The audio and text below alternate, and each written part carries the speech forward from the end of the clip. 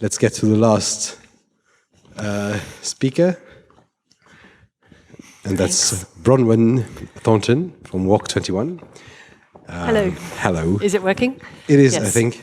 Do you hear her? Yes. Yes. Everything's okay. good. You Okay. can have a rest still. But thank you very much for all the translations. Thank you. All right. Hello, everybody. My name's Bronwen. I'm with Walk21. Standing here in Luxembourg, I want to say something very important at the very beginning. I'm an Australian. I am not British.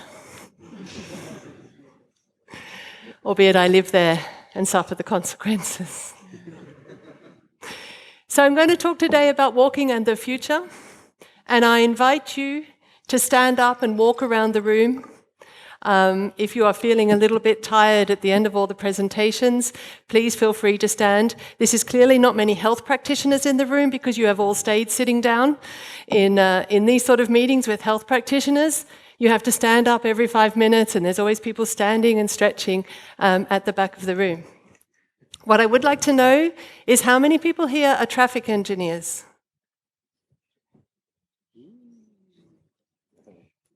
You see, they never put their hands up very high when I ask this question. Fantastic. How many people are urban planners? Okay, good. And who here is working with public transport? Public transit? Okay. Do we have any health practitioners in the room who have been very shyly sitting in their chairs, having a relief that it's not a health conference? Okay.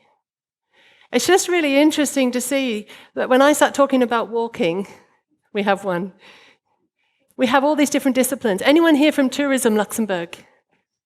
Great. Police? Education? Okay.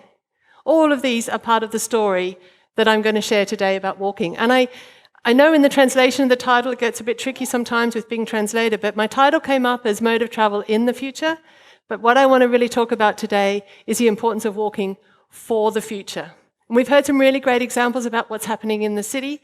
I'm going to sort of jump us out a little bit into a more global perspective. For those of you who don't know Walk21, we're an international organization. We're celebrating our 20th birthday this year. We have a conference every year. We run the International Charter for Walking. We represent walking in a lot of global forums, and we run projects very much around measuring and promoting walking and presentations like this. So we're celebrating in Rotterdam this year. You're all welcome to come. It's not so far.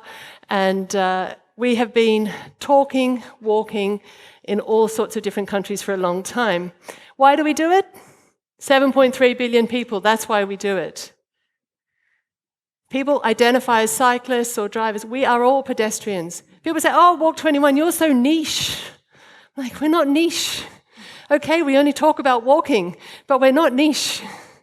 We are for everyone, because whether you ride a bike or drive a car or catch a bus, you are also a person and you are a walker. And we believe very much in the right to walk. We should be rolling out the red carpet to all of us everywhere. But we also have the right to enjoy it. And in many countries, they don't have a choice, they have to walk. And this is what they're offered as the space in which they get to do that. And we have the right to keep doing it. In the global north, in Europe, in North America, we talk a lot about mode shift. We've got to mode shift people. In the global south, we have to have mode retention. We need to keep people in this active mode, in their shoes and on the streets as pedestrians. And as you can see by this graph, Europe sits pretty much in the middle. We've got a pretty good mix in the European cities around walking mode share.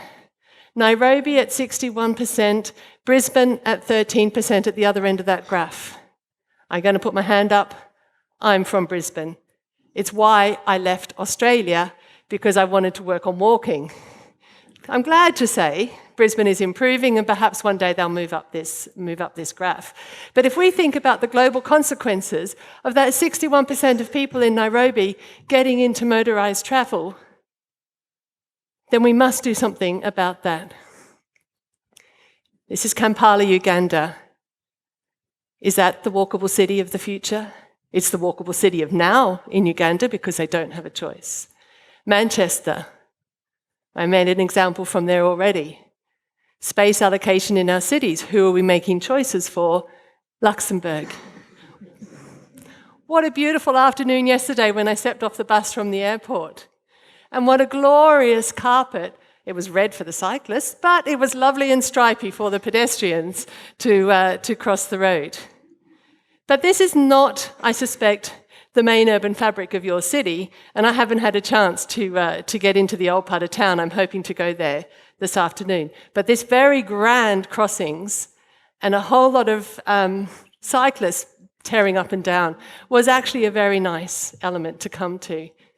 Because historically we've got lost. Walkers have got invisible. Where have we gone? What happened in the planning and the allocation of budgets to all of us?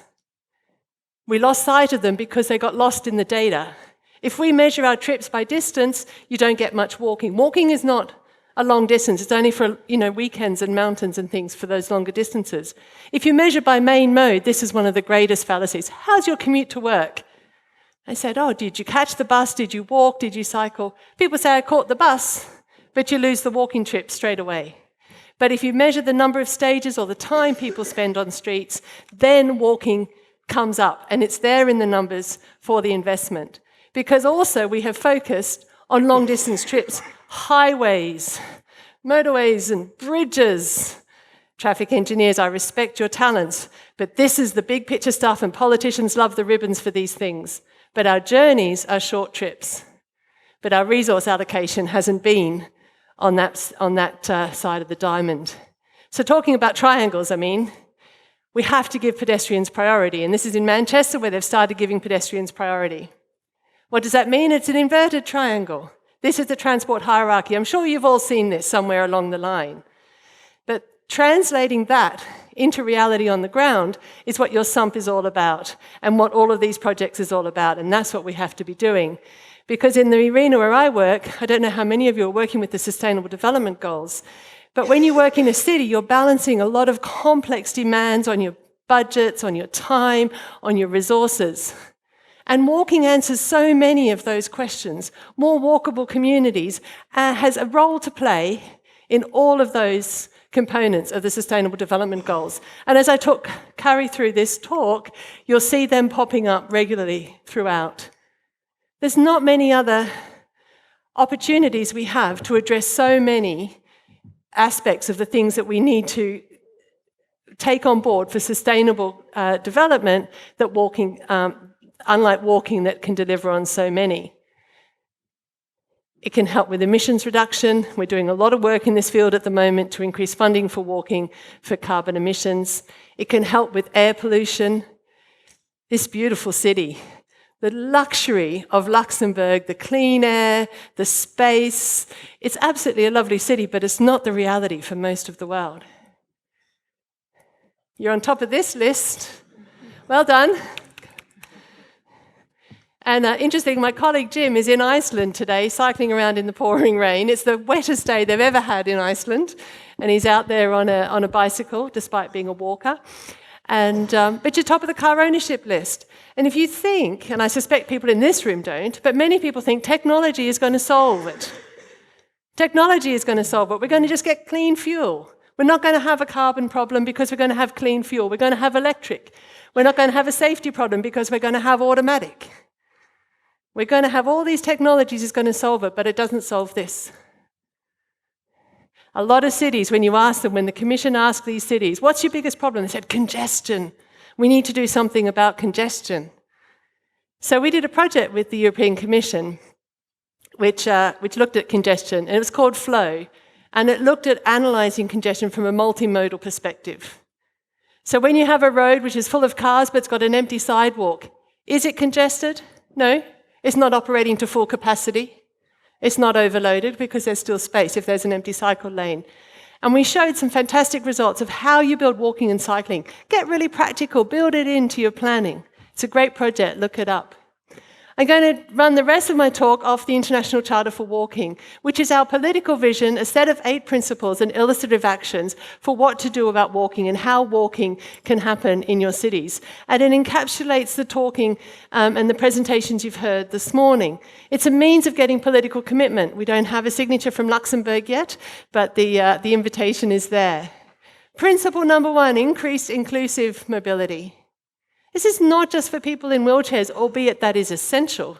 This is not just people with a permanent disability or a vision impairment, because one day this will be all of us. It's for the old people in our communities.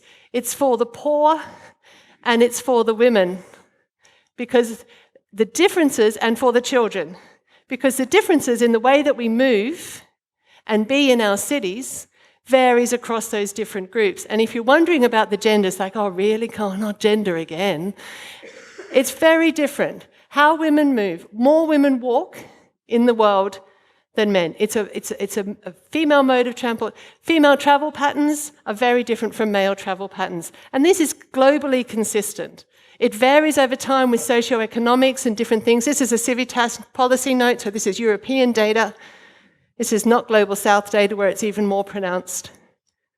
But you must consider gender differences when you're talking about walking. Of course, we have to make it nice. And my friend here who did the presentation earlier about the shared space and creating these lovely spaces for people in the city, retrofitting these things, fantastic. This is exactly what we need. And Petra demonstrated people have to love their city, yeah?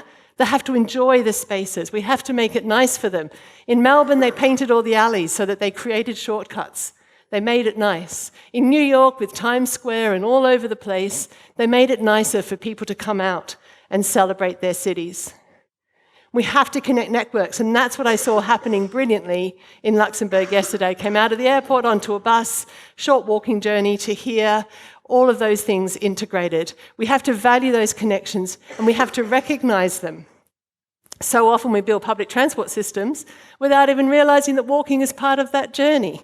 In Washington, D.C., so very low res, very low density, their single method of increasing the ridership and underpinning the fiscal viability of their metro system is to improve walking access to their metro stations. This is in America. This is in Washington, these car-locked cities. And they found that for every 10 houses they connected, they get 7 more trips per week. Their entire investment strategy is about making those connections and making it more attractive and more viable to walk to stations. Because public transport is walking. Walking is public transport. And Helge is actually going to be speaking at our conference in Rotterdam, because what he found when he went and did a survey about public transport is that actually people talk about the walking all the time. When they talk about how it felt, how long they spent, how they got there, it's about walking. So very often, and with respect to everybody who says, oh, active mobility, let's put walking and cycling, let's get the cycling officer and add walking to his job. We love our cycling friends, don't get me wrong.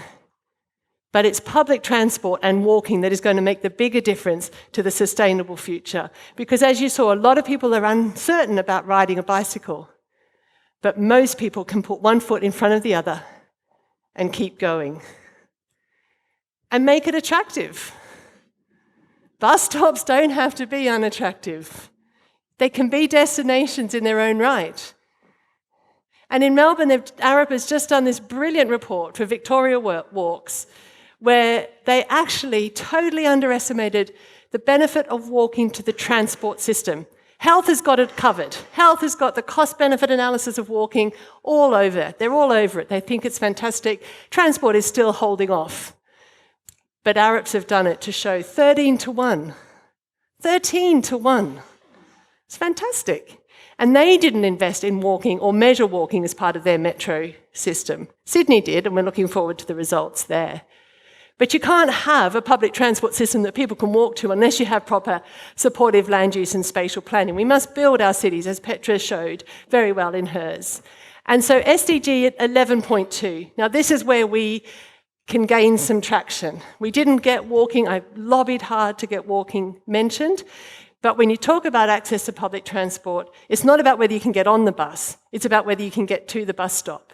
And the target for measuring that is the 500 metres around a public transport stop, and that's about walkability. So we've developed with public UITP a set of indicators so you can measure not just the proximity, but the quality of that space. And this document is going to be launched next month. But that approach applies to all the transport hubs. We very much believe identify these hubs, create these commuter catchments, and invest in the walkability around all these different sites. What is walkability? Everyone says, oh, people won't walk more than 400 metres. People won't let their children walk to school if they have to cross a slightly dangerous road. And the important word that we pick up on in this particular definition is reasonable time and effort. But the thing that's, it's not reasonable to ask people to walk a long way in a very hot climate or in a blizzard. But it is reasonable to provide visual interest along that journey to reward that effort and to invite them to take that journey. And when we're building walkability into our community and thinking about the classic, why did the chicken cross the road? We're not going to be philosophical about it. We want to just be really practical. But how did the chicken cross the road? Because where you cross the road is where vehicles and people interact and where road safety, road danger comes into play. And we don't make it safer by putting high vis on our children and high vis on people. We talk a lot in Walk21. Oh, this is just so lovely. And you must have seen this. This is such a great little creative idea about how to reclaim that crossing space. But we talk a lot at Walk21 about road danger reduction. Okay, we can talk a lot about road safety, but that always talks about the risk, and that's where we start talking about the risk to pedestrians. We're the soft ones. But what if we said, who's the dangerous one?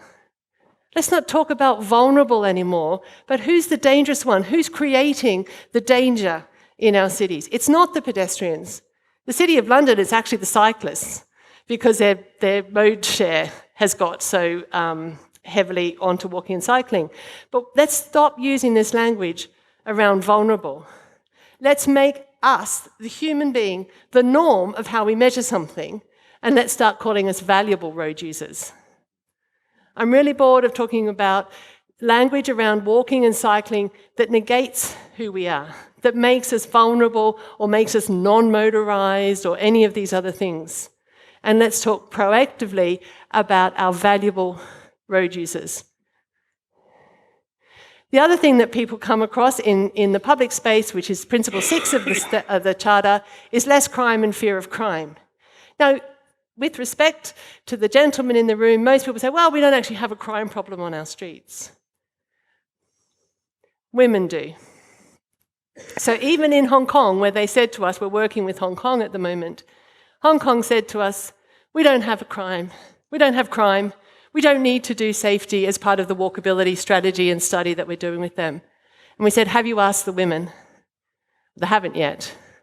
And they may not right now because they've got quite a lot of other issues going on the streets of Hong Kong. But street harassment for women not only puts them off using public transport, but it puts them off using public space and being active participants in their cities. Children, fear not just around road safety, but stranger danger keeps our children indoors, keeps our children in our cars, and we have to address that. So how do we address that? We've heard some of those stories. More supportive authorities. This is a bunch of mayors. 25 of them signed the International Charter for Walking when we held the conference in Sydney a couple of years ago. We need the authorities to be pro-walking, proactively providing high-quality, broad coverage walking infrastructure. Now, it doesn't matter necessarily why you do things. This slide illustrates that different cities do it for different reasons, because there's so many entry points about why you would do walking. It could be for equity, it could be for climate reasons, it can be to improve air quality or to improve health, or it could be to fundamentally alter the economy of the city. It doesn't matter, find the reason. Just the sheer audacity of enabling our citizens to walk safely is a good enough reason, but you usually need something else. And it doesn't matter which one you choose. It could be health. Here's your health intervention data. Grab all that health. It's everywhere. The World Health Organization is proactively encouraging cities to do more active communities to help people walk. When they did a physical activity strategy, they got all the sporting organizations, the Olympic movement was there, everyone was there. Your best buy is still more walking and cycling. And the stats for Luxembourg are pretty good. You guys are walking quite a lot for your health, but you need to sustain it. You need to have good data. If you're going as authority to understand about people and walking, you have to engage with people, you have to understand not just their motivations and their for going or their environmental barriers and how you can address it. But here's a comment about data. Here's just a little headline that when we did the walking strategy for Sydney, Australia, they'd never measured walking in the city. So this is within the CBD of Sydney. 92% of trips made within that city centre are done by walking. So that's a pretty big mode share. You'd think, oh, that's very good. That'd be a good provision for walking and things like that. 52% of journey time is spent waiting to cross the road. Now let's go back to traditional traffic engineering. How do we measure the value in a road project? Journey time. Time savings. Like I said before about Manchester, 1.5 billion to save 10 minutes at a single junction. Half that journey time in the CBD of Sydney is spent hanging around waiting to cross rivers, literally rivers of traffic. Because Sydney's city centre is all designed on a one-way freeway system to get traffic through to the other side. Data matters, but you've got to ask the right question, and you've got to be prepared for the answer. And the interesting thing around journey time, as always with these things, transport wants to save journey time, time savings. Health wants you to take time. So when all these people who think, I can't walk, I haven't got time, maybe you haven't got time not to either. Take that time, ask for that time in your day. A couple of other reasons why cities should invest is because it's actually a good economic case. It's much cheaper to build sidewalks than to build another traffic lane. It increases retail and rental uplift. Your retailers, your traders will always argue, we need parking. We need parking. Cars is how everybody comes to our shop. And then you go in and you find all their staff out the front. And in fact, you do a study and most of the people there have walked. Give the money to the retailers to do the survey, then they'll believe the results. It's global, it's everywhere. They all think it's cars, but it's walking. But it's got to be nice. It's got to be joyful. It's not just a practical A to B thing. How can you make sure it's joyful? You create a culture of walking. And this is what Petra has done superbly in Vienna. Tapped into the heart of who we are. Our humanity, the way we connect with each other is on foot, is walking in our cities. Invite people, make it nice. Santiago de Chile, this was funded by Santander. That's why it's all red.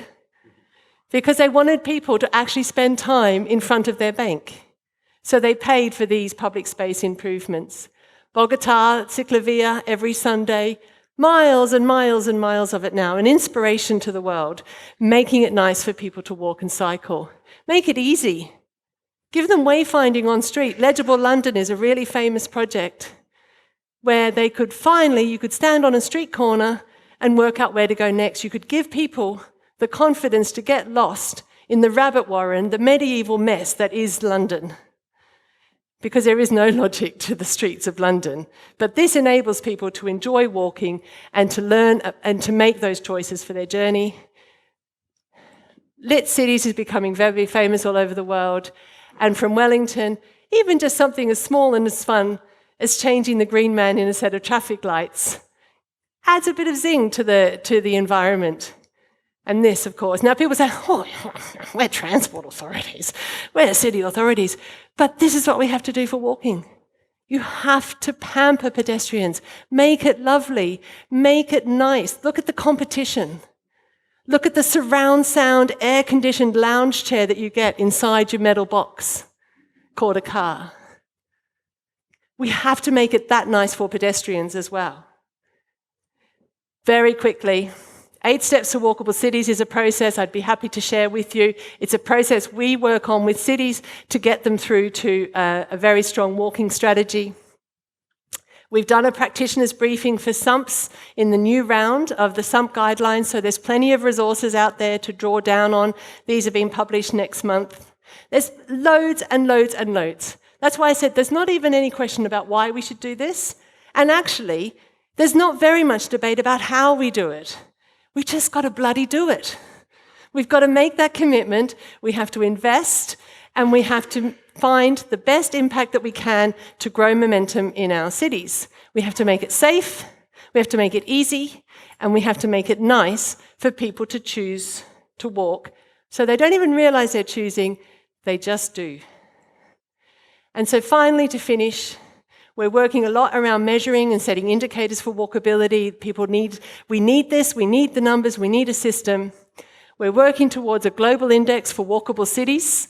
We'd love to have Luxembourg involved. That's an open invitation to whoever is in charge of that in the room. And you're all very much invited to Rotterdam to continue this conversation that we've been having all through European Mobility Week around a whole range of things. Come and meet the world of walking. It's fantastic. People say to me, and I say this totally modestly, but they say, Walk21 changed my life. Changed mine. It could change yours. It does inspire, and it's a fantastic event. But on today of all days, my final slide reflects on what's happening on the streets all around the world. And it's about time. We don't have any more time. We have to do something now. The young people are asking us. Walking is the future, and we have to invest in it now. Thank you very much.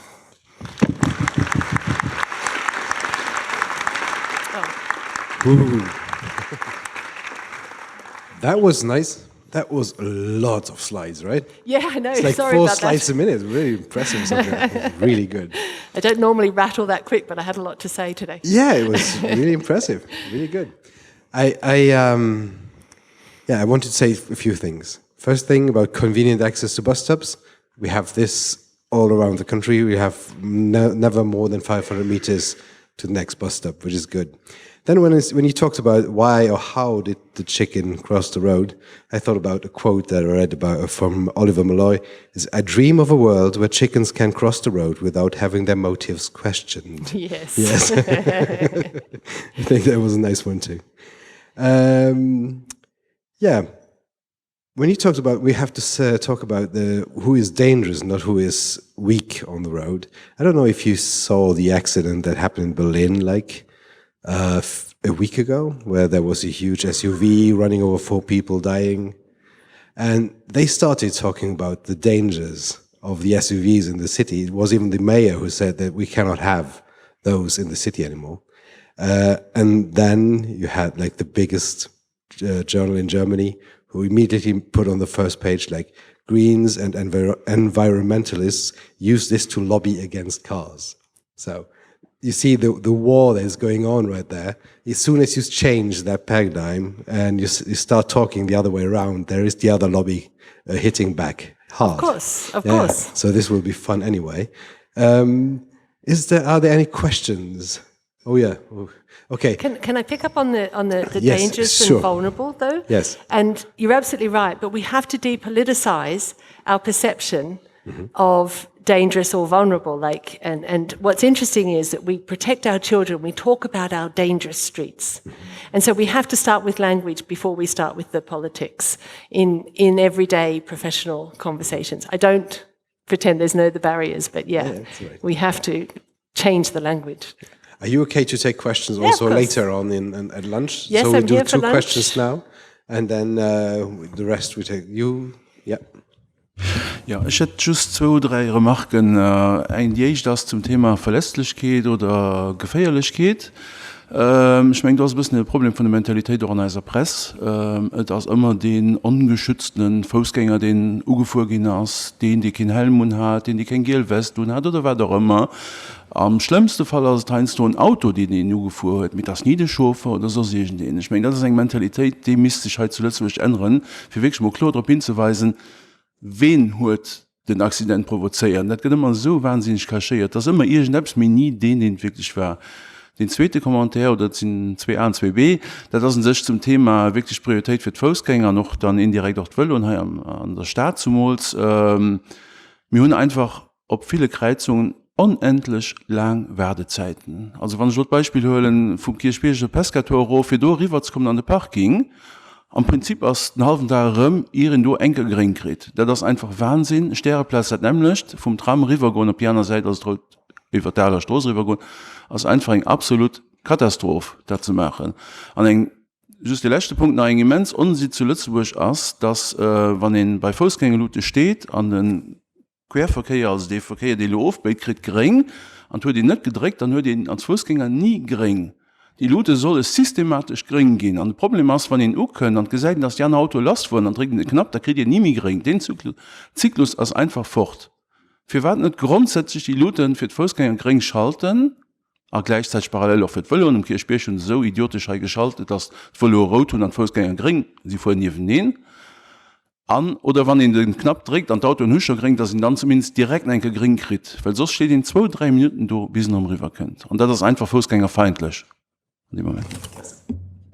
Okay, I'll translate. There were no questions, there were comments. Okay. Okay. In fact, I heard the last one about the green. Yeah. The first one was that in the press, if there is an accident, it's always the pedestrian that was not, who's weak, that was run over. And it's never the guy in the car that run him over, but a car run him over. And it's never the person that gets responsibilized. The pedestrian? Sorry, is it that the media presents the vehicle, the person as the problem? That's in the way? Sort of. It's always like they were run over, but it's never. They never say that a car driver ran them over, but the car did it. Yeah. Something like that. So there should be a switch there. The second thing was about we're too long. You have to wait too long to get over the street because of the lights that take too long to get over. Yeah. And the third one you heard, Yeah, the one about the lights is very interesting because it's a very quick and easy way to give pedestrians priority. Mm-hmm.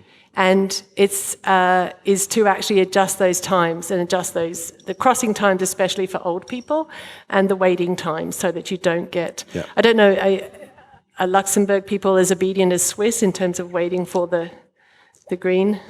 It's difficult to say because we're pretty mixed with everybody. Okay, because in England, the red man does not mean you have to wait.